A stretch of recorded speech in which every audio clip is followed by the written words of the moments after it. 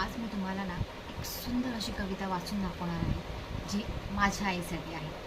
म्हणजे अर्थात प्रत्येकाच्या आईसाठी आहे, पण मी माझ्या आईसाठी लिहिलेली आहे.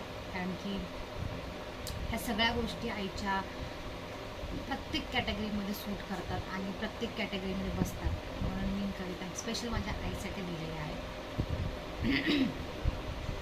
आई म्हणजे मायेचा अथांग सागर, तिच्या खुशीत मिळतो सुखाचा आधार. स्वतःची स्वप्न बाजूला ठेवून आपल्या आनंदात ती आनंदी होऊन, आपल्या प्रत्येक अश्रूला ती ओळखते, हसऱ्या चेहऱ्यामागचं दुःखही ती जाणते. तिच्या आशीर्वादाने जीवन उजळते, तिच्या प्रेमाशिवाय जगणं अपुरं वाटतं.